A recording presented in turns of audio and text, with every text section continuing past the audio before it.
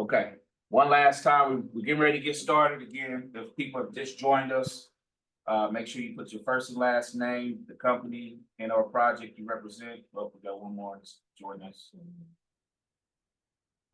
And we can also put that in the chat too, so if they come in, we'll put that in the chat. So first and last name, company you represent, in our project. Reason why you're here, you can be, name a specific program you have interest in. And then also your contact information, email address and phone number. Okay. Do want to point out that today's session will just be a presentation only. We ask that if you have questions that you do list those questions in the chat. We will be compiling a FAQ for questions that may pertain to projects across the board. If you have a specific question to your project only, as it may be unique, there will be some point of contact information provided during this presentation, and that will be sent out afterwards. Again, once you provide us your contact information, for you to reach out to those program specific contacts. Okay, so there will not be a back and forth during today's session. There will be one or two individuals that may represent a program that we may ask if they want to speak to. Outside of that, everyone else is to remain mute during this presentation. This presentation will be and is being recorded to be put online after the conclusion of today's presentation. Probably will be available sometime on Monday. So we're asking that you, for the purposes of making sure that this is a clean presentation to put out to the public, please do not interrupt or ask any questions verbally on this presentation. We will take your information via the chat, and we will then update the FAQ, and or you can contact the point of contact person that will be at the end of this presentation. Okay. All right. At this time, I'm going to turn it over to Tawana. Well, first and foremost, let me introduce myself. My name is Dion Lewis. I am the Deputy Director of the Housing and Community Development Department, primarily focusing over the federal side of programs. We have two sides, the federal and then the state and local initiative side. The other Deputy Director is Cal Elliott. And then we have online with us today our Director, Blaine Proctor. And so with that being said, we have a host of other staff that are here today with us. I'm gonna allow them to either unmute themselves and introduce themselves and or introduce themselves in the room right now. So start with Florence. Florence Wilson, Emergency Solutions Grant. I've been with the city 46 years and working with this program about 30. Sarah. Sarah Cecil, CDBG, been with this department about 15 years, worked with CDBG, home and other initiatives. Aisha. Hello, everyone. I'm Aisha Safir. I'm supporting housing and community development as a whole with our directors and deputy and division manager staff. If there's anybody else online, if you want, that is a part of the housing department, we'll start with them. If you want to unmute yourself and introduce yourself. This is now. Hi, everybody. Good afternoon, everyone. Blaine Proctor, Director of Housing and Community Development. I'm glad that you're here and you have an interest in applying for the funds that we're offering through HUD's annual action plan process. And I hope that you find the new process for application exciting and useful. Hello, everybody. I am Sharia Howard. I formerly managed the City Home Repair Program. Currently now as Division Manager, I oversee both the City Home Repair Program and public services. So I am the division manager for the federal initiative side. Hi, my name is Janine Cruikshank. I am the Senior Procurement Officer in the Housing Department.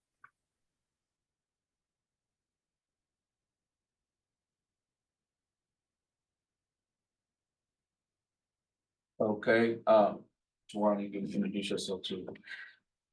Good afternoon, everyone. My name is Tawana Woodard. I am a compliance officer for the department. I've been with the city for 23 years. And I believe we have maybe Evan and Nicole on, they may have difficulty, but Jonathan, we do have another individual from the health department who will probably be speaking a little bit about their program, HOPWA. So I'll allow Jonathan to introduce himself at this time. Hi, everyone. Jonathan Antle, Housing Manager for the Health Department's HIV Services Program. And I also have my deputy here. I'll let her introduce herself, but we oversee the HOPWA funds.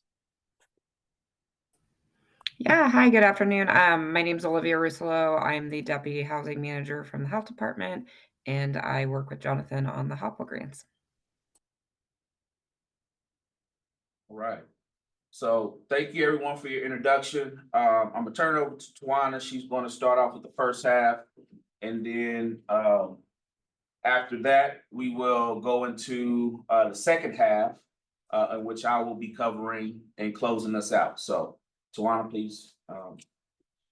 Good afternoon, everyone. Again, my name is Tawana Woodard, and I thank you for coming and participating in our annual action plan review process. And I'm here to discuss some of the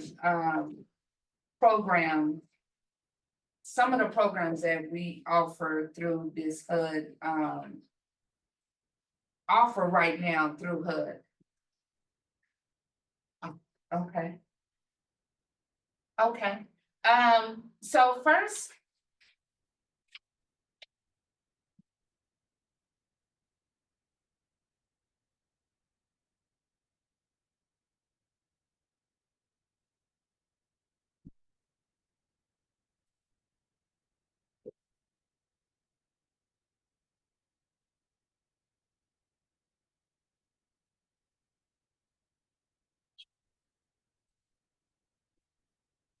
I would like to provide a quick overview of the programs.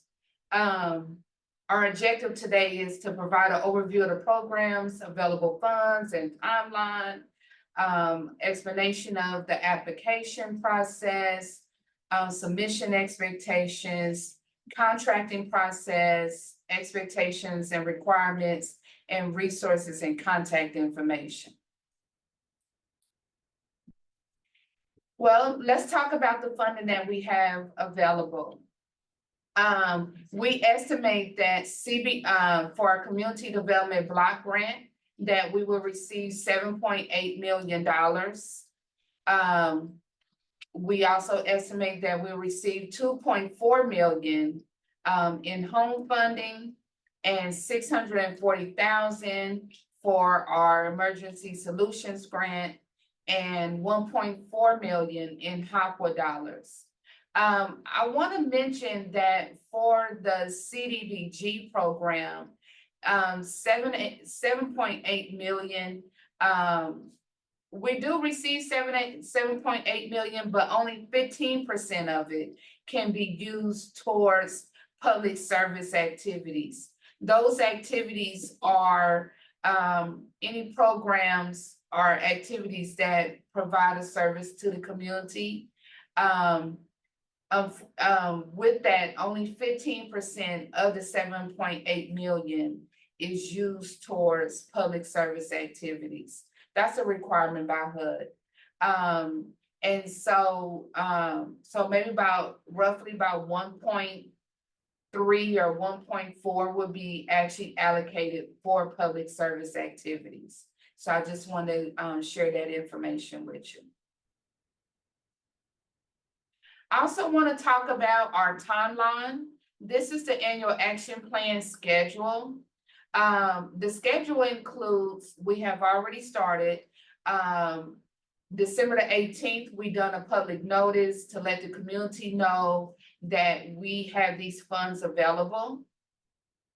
Next is what we're doing right now is our workshops. We had 2 workshops yesterday at the Greg Price Community Center, one at 10 and one at 6. And today is our final workshop, and that is our virtual. Next deadline to turn in applications will be January the 19th at 10:59 p.m. So please be aware that the deadline to submit your application will be at 10:59 p.m. It's actually 11 o'clock p.m., but I would not wait till 11 o'clock to submit an application. So I encourage everyone to have their applications in by 10:59 or sooner.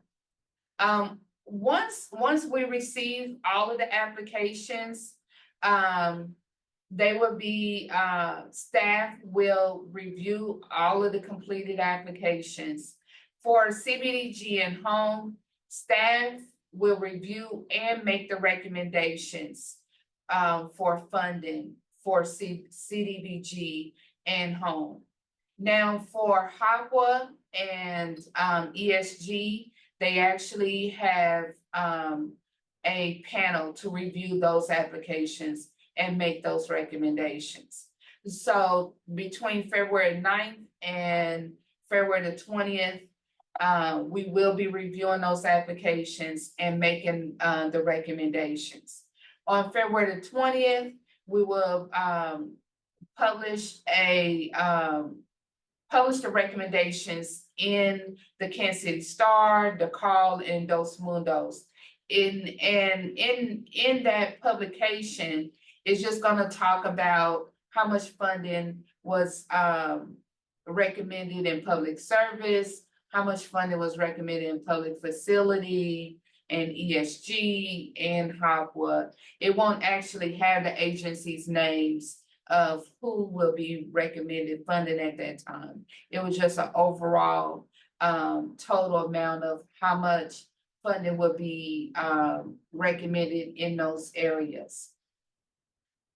Well, February the 28th, we actually provide those recommendations to our city council. The city council will receive those recommendations. And also during that time, public testimony will be open for any of the agencies who was awarded or not awarded, or anyone who just want to provide public testimony. They're welcome to come to our February 28th meeting and provide public testimony. I just want to say that the February 28th and March 6th are only tentative dates at this moment. We hope those will be the dates, but if they're not, we will most definitely send out a notice letting everyone know when the recommendations will be presented to the city council and the opportunity for public testimony. But at this moment, we do believe that it's going to be February 28th and March the 6th. And once the city council committee have their, once they approve it through the committee, it goes to the full council. And we tentatively believe that that would be March the 7th, that it would go before the full council for final approval. And I want to say that once the recommendations go before the city council, to the city council committee, I do encourage everyone to come and give public testimony. The city council has final approval over these recommendations. They make the final approval, and that is an opportunity for you to give your testimony and talk to them about what your need is and how you feel about the recommendations. I want to talk about our 5-year consolidated plan. Every 5 years, we are required to provide a plan to HUD to identify our goals and our strategies for the next 5 years. And we just did that last year. That plan is actually on our website.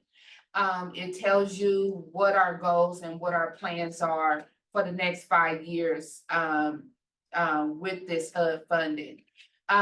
Right now, our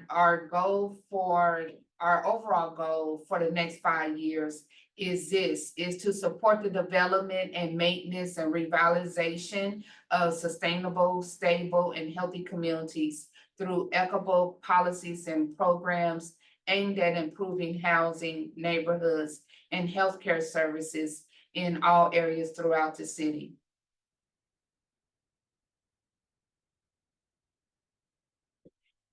And so, but every year of those 5 years, there are annual goals and annual commitments that we have to meet.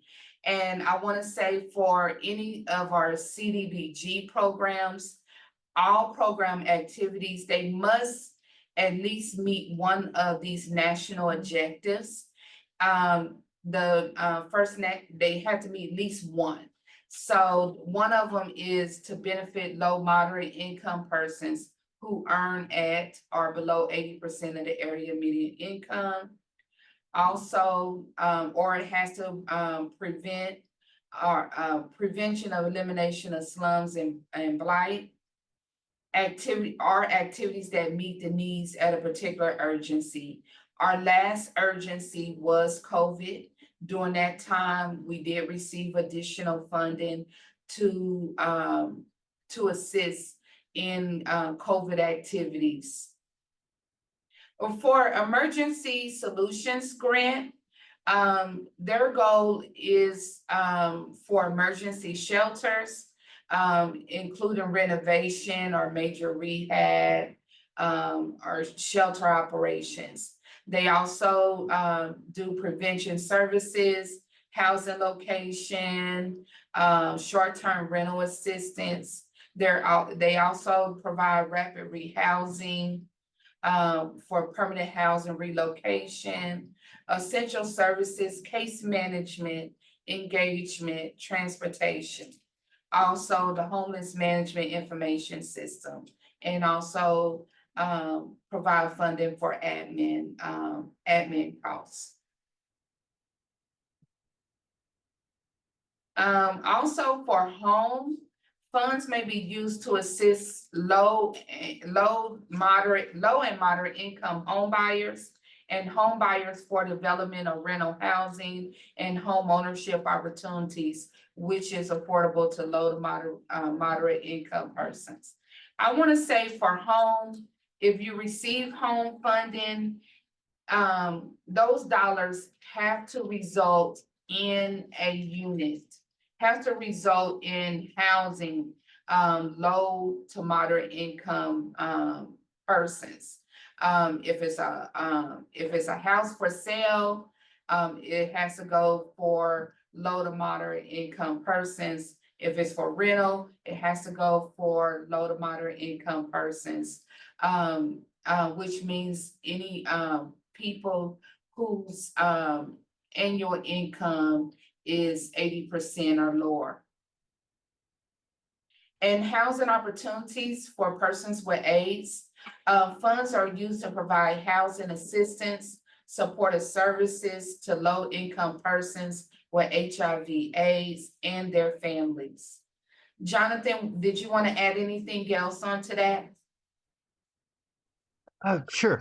Those services include both homelessness prevention services like emergency assistance for rent, mortgages, utilities, move-in assistance to help with application fees to find a new place or to take care of old utility bills that may prevent someone from gaining housing.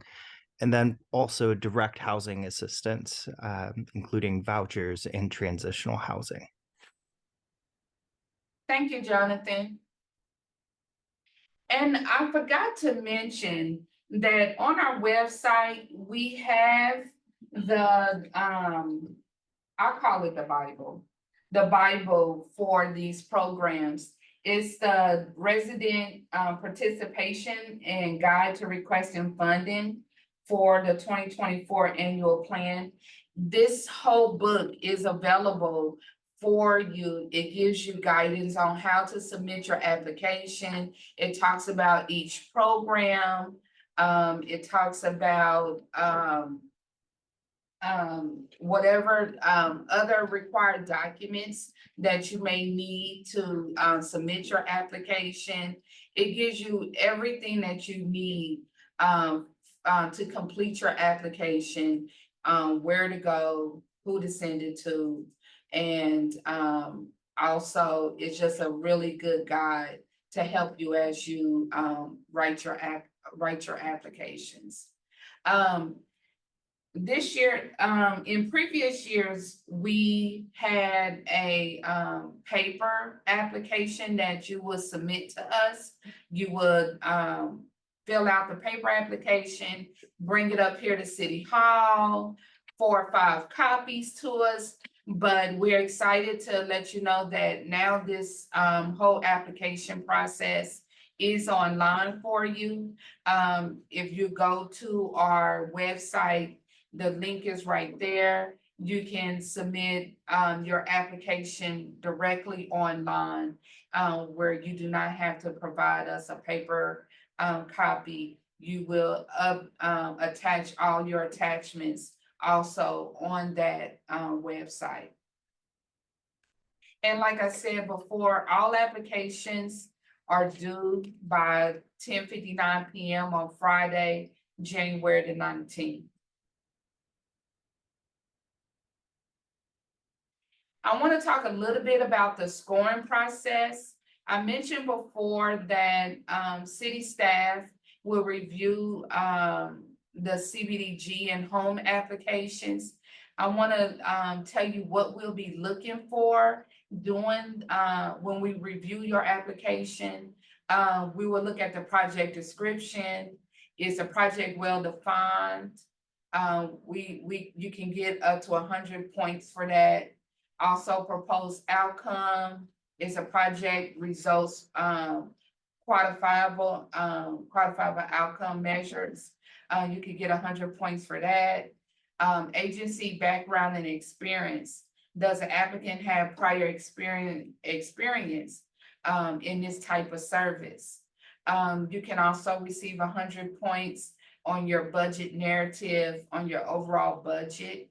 And for additional points, do your project meet any of the fair housing goals? And that information is in the booklet. That is on page 23 of the booklet. It talks about the scoring process, and it talks about the point process.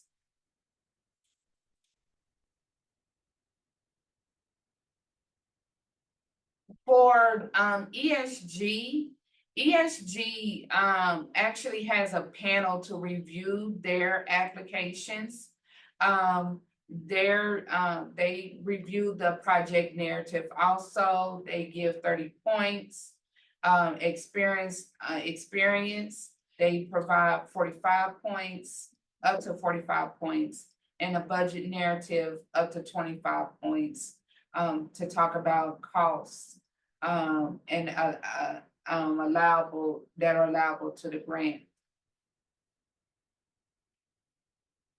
Ms. Florence, did you want to say anything regarding that? No, not. And more information on the ESG scoring can be found on page 60 of the annual action plan residential participation plan. Next, we have HOPWA. I'm gonna allow Jonathan to describe their scoring process. Sure.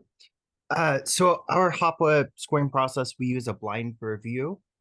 So we do ask that when you are responding to these prompts for your narrative, that you don't include your agency name, so that we can facilitate that blind review process.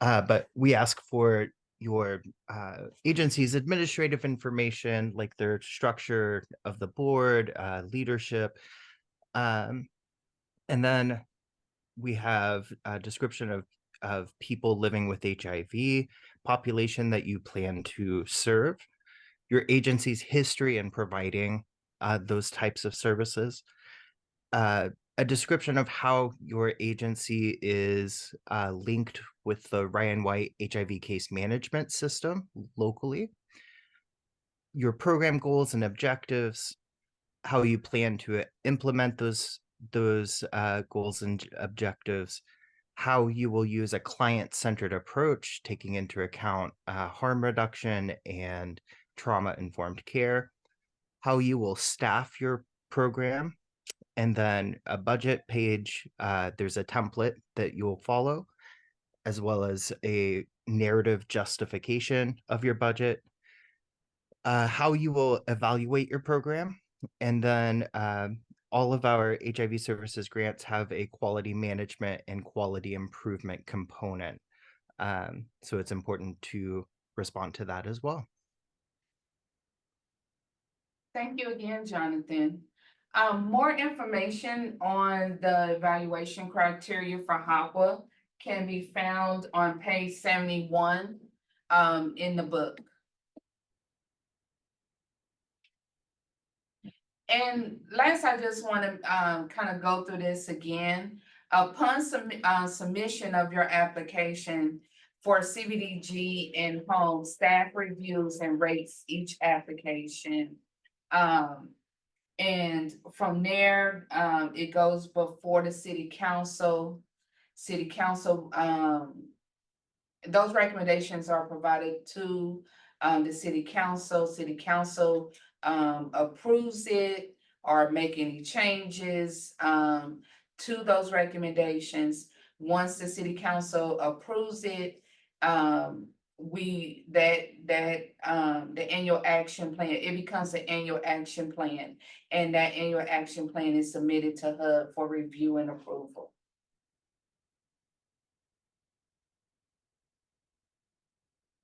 And now we'll turn it over to Dion.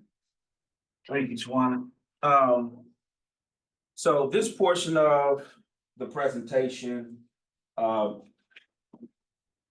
covers the, as we mentioned in the objectives earlier, covers the contracting requirements and things that it takes after the award process, the application and award process. The reason why we're talking about this is so everyone has a full view of the requirements and expectations. Sometimes we have applicants that may apply and don't understand what the requirements are to actually access the funding, which then holds the funding up. And in a lot of cases, those particular programs and projects do not ever get to access the funds, and then it goes into a reprogramming phase. And so we just want everybody to have clear and concise information as to what those requirements are. This may better help determine whether or not you are ready to apply and be ready to access those funds as soon as possible. So let's start with the certificate of insurance, which is a form is to be completed by the developer. It covers information such as general liability, auto insurance, and there are opportunities for waivers. However, there is a process for that. And so You have to ensure that you follow that process. Our initial point of contact for any of our contracting documents and requirements is Janine. And her contact information will be provided at the end of this presentation. However, risk management, as indicated below at the very bottom of this particular slide, would be the wavering authority that would have to review your explanation and make that determination. We have our employee eligibility verification affidavit. Pretty much that's what it does. It verifies the eligibility of your employees, as you are the employer. E-Verify memorandum of understanding, which you will go to that website. Going back to the other form, the employee eligibility verification affidavit, that's something that will be provided online for you to access to fill that out.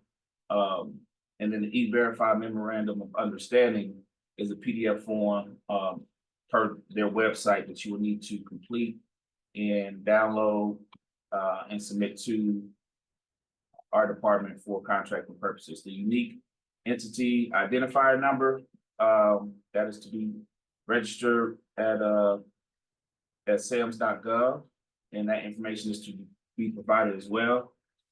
You have to go to the Missouri Secretary of State to receive your certificate of good standing and or registration. And that needs to be within a 12-month period. So, you know, it can be dated in 2023, as long as it is as of February 2023. It just need to be within that 12-month period. And then we have what's called a tax revenue clearance letter. And that is a form also that will be available online. That form is to be completed and submitted to BizCare. You can submit that online via email, or you can also hand carry it in. If you do it via email, then it may take a few business days before you get the actual letter that needs to be submitted. But if you walk it in, they may be able to provide that information same day. Having a detailed budget outlining the scopes to be used per the funding source which you approved. And again, this has to be a part of your contract. That's not to sit here and say that the scopes cannot be changed, but there's an approval process to that. But we definitely have to have that detailed budget outlining the scopes to be utilized per the funding that you have been awarded. We have Civil Rights Equal Opportunity, CREO, non-discrimination form that's added to your project. That's something that is handled internally by our project managers. The CREO Form 3, something that's submitted as well, handled internally. And then we have the process in which goals are to be submitted, which is also handled internally. However, we have to have the documentation provided by you to include a detailed budget to be able to submit that information to CREO for approval. There are particulars as far as programs that would be exempt, but it has to go through a waiver process because CREO owns the right to provide those waivers. So you're not automatically exempt.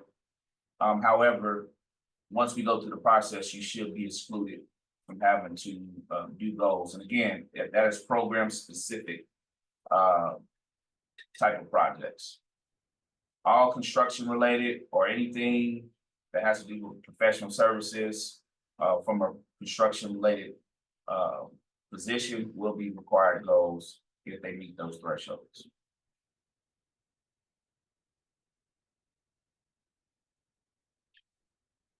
You have what's called a contractor utilization plan that is also supported by letters of intent. And that is dependent on whether or not Again, you are required goals. The best way to look that information up as far as eligible individuals that qualify underneath MWBE or SLBE is to click on this particular link right here. We are going to make this information really available and email this to you all. So hopefully everyone put down their email addresses so you can receive this. And you click on the hyperlink, it takes you to a searching platform to where you can search active minority and women business enterprise to possibly utilize towards your CUP and LOI.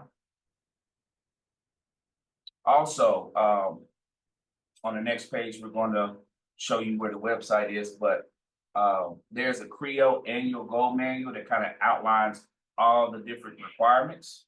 And so we just ask that you review that as well, just so you're abreast of what those additional requirements are as it pertains to the manual. And we're going to go over that some more here through this presentation. But, you know, we also just speak to those specific pages that may be more valuable to you, to include our particular page 29, that speaks to housing and community development projects specifically. And then there's the FAQ. And more importantly, we have the point of contact information on which you can email CREO if you have other questions or concerns. And here's the website that I was referring to. Again, they have a host of information to kind of sift through and be familiarized with. There's also an MWBE certification workshop that they do on a monthly basis. I want to say it's the last Tuesday of every month, but if you click on the link in this attachment right here, then it'll take you to that sign-up sheet. The resolution duly adopted by the Board of Directors and Neighborhood Association, if required by its bylaws, just authorizing your company to enter into a contract with the city. And then we have some special notes at the very bottom here pertaining to our policy as a department as far as contracting. And so some of these programs, you only have 12 months anyway to utilize the funds. However, for those particular projects that go beyond the 12 months, you have up to 12 months to contract with the city. And that's based upon when council approved your particular project through ordinance. We also have a ordinance or section 74-12 that states that the construction related projects have 3 to 5 years to complete projects. It's 3 years, you know, just for regular non-housing related projects that that do not meet a threshold of 20% or more affordability. Or you can get up to 5 years if you show substantial completion of your project, or you have 20% or more affordable housing in your project. Again, that is based upon ordinance approval from council. Initially, we'll do 2-year contracts. You have a renewal option on a year-to-year basis. And the last, but one of the most important things to note is that any type of reimbursements are based upon the date of the contract, not the date that the grant starts. So if the grant started July 1st, but you wasn't able to contract until September 1st, well, until you contract September 1st, anything that you, I guess, bill from that date on, you can utilize in your reimbursement request, unless there are circumstances that in which the city or the HUD had problems with getting money out. So those are the only other circumstances that may allow you to backdate anything. Outside of that, it's Missouri statute Missouri law that we do not fund anything prior to the date of the executed contract.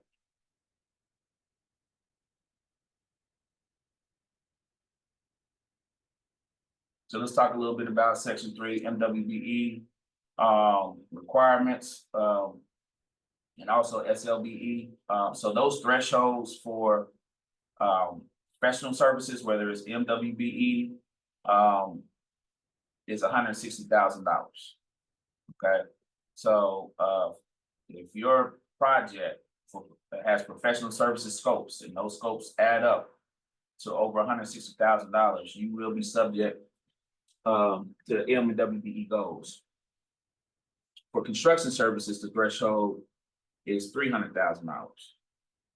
Again, if your project budget has scopes for construction services up to $300,000 or over $300,000, you will be subject to MWBE goals. So right now, as it states in the manual for professional services, those goals are 14 and 14. And for construction services, those goals are 15 and 15.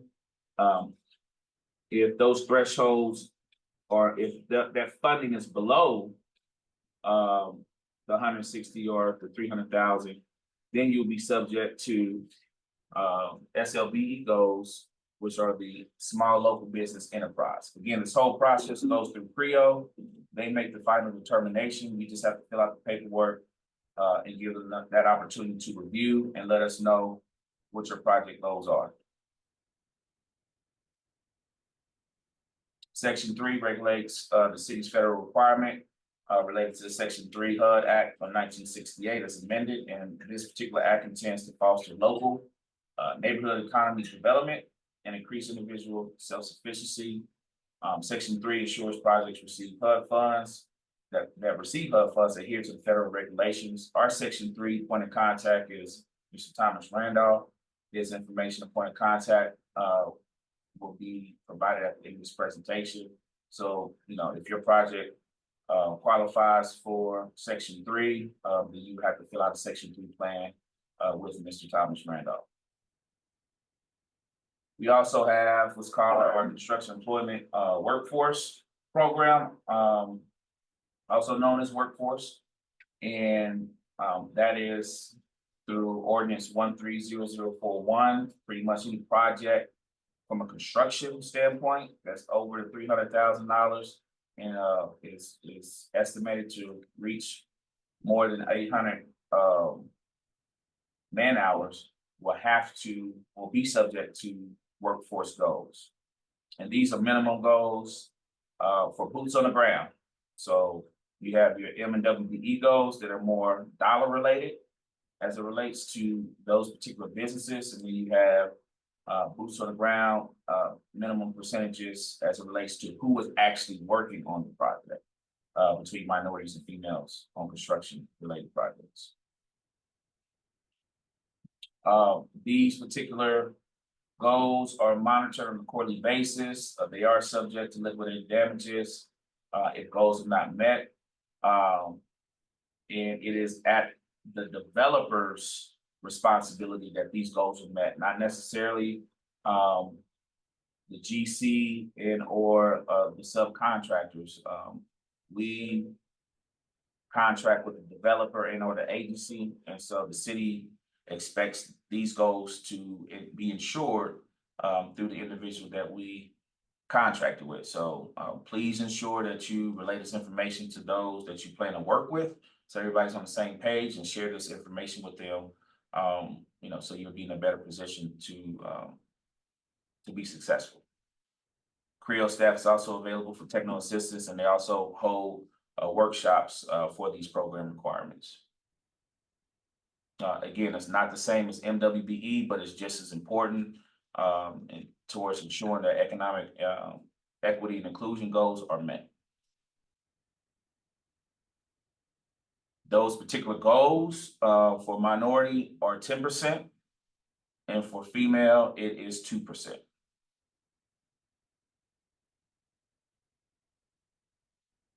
So all federal projects are mandated to follow the Davis-Bacon requirement. However, if prevailing wage is higher, if that rate sheet for building rate or heavy and highway rate is higher on the prevailing wage side, on the Missouri side, the state side, then it's whichever of the two is higher. But Davis-Bacon is the minimum rate in which has to be followed for all federal projects. And again, Creo is the individual that will oversee this portion as well. They utilize a system called e-comply to ensure that those rates are being met.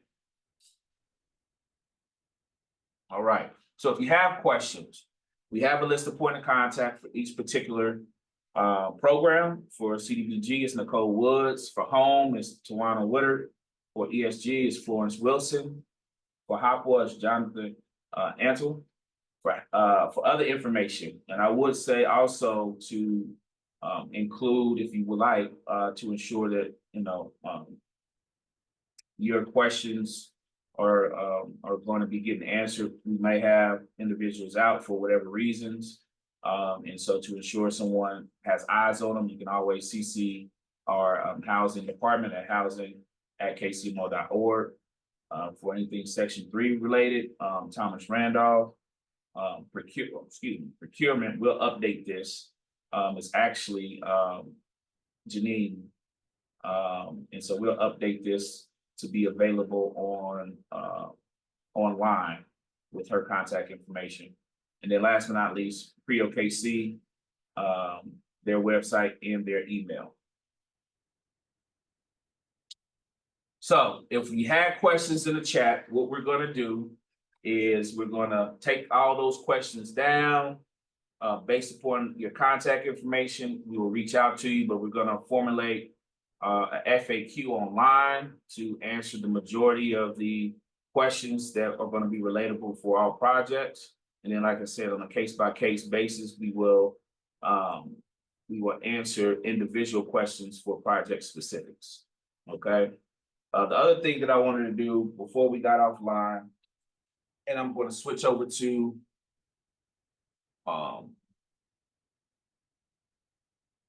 another screen.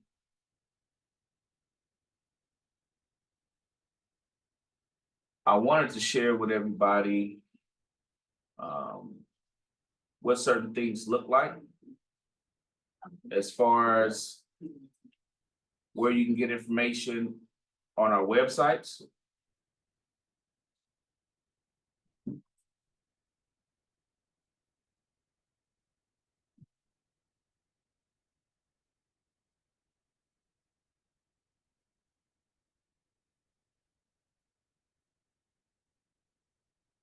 All right, so this is our housing website, go to kcmo.gov, city-hall, and the /housing.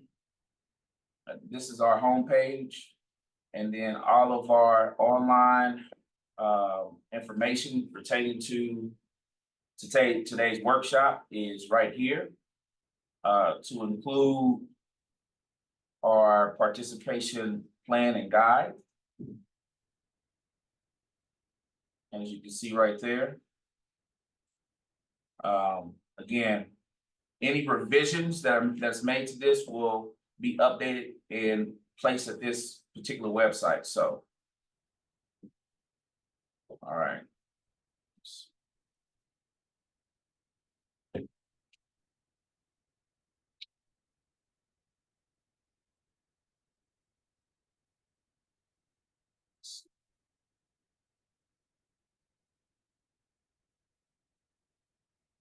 All right, so we have. So right here, we have our presentation. Again, we're going to update the presentation with some updates based upon what I mentioned just a minute ago with some point of contact information. But we also have our applications right here with the supporting documents that need to be uploaded. Again, you'll click here to go to the particular application in which you want to fill out. And this year we split up the CDBG So you have one for public service, and then you have another application for non-public service. Again, pay attention to this small paragraph right here. Make sure you're following all the requests of this particular submission. If it has a star by it, it's mandatory. It's not going to allow you to submit if you do not put in information. That includes uploads. And I do want to make sure everybody's clear to ensure that they're not uploading blank documents. If you upload blank documents, that may result in you not being considered for funding. Okay, so going through this process, pretty cut and dry, self-explanatory. Again, we have points of contacts if you need to reach out to get questions answered. And we'll kind of go from there.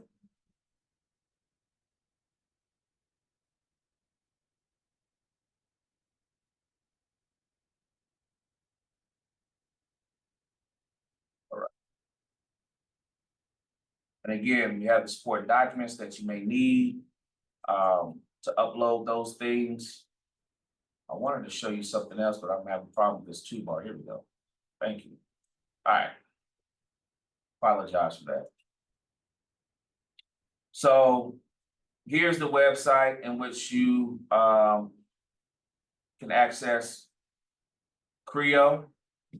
And this has all the information that you need. Like I said, the annual goal manuals right here.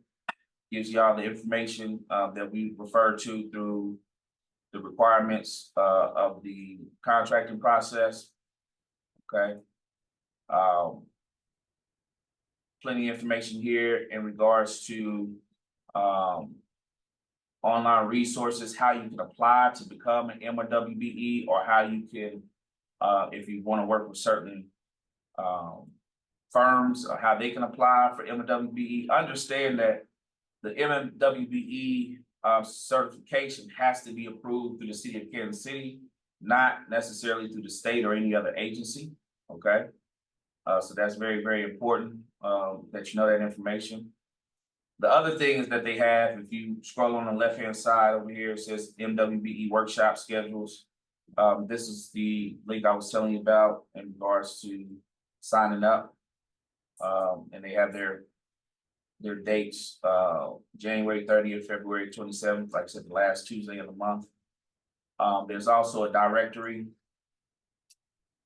Let's see if I can find it. And here's the management system directory. Click on that and it'll take you to another link, which is called KCMO HRD MWDBE. And here you would search under vendor certification, you would search here KCMO certified directory. Again, it's real time. You want to ensure that whoever you're looking for is certified in those particular areas. You're able to click and be specific to what you're looking for. And then you can search it by business name. It is character sensitive, or more so spelling sensitive. So ensure that you either are spelling the correct name or a correct portion of the name, and it'll pull up everything. You can look it up by business description, all other ways to look up stuff, and then we go for search. After you click I'm not a robot, it'll allow you to download the directory at that point in time. Okay, so again, I just kind of wanted to close it out with kind of showing you some of the ins and outs on how to navigate, what to look for in regards to this application process. We thank you for joining us today. And last but not least, for those that are joining us, we will be emailing you a survey. It's very, very important that you fill out that information as it pertains to today's presentation and information provided, and how we can improve our communication and our workshops in the near future. So again, please be on the lookout for that email. Please fill it out today. So that way that's not lingering and goes incomplete. Again, thank you for your time. If you have questions or concerns, reach out to the point of contacts, and we look forward to receiving your applications.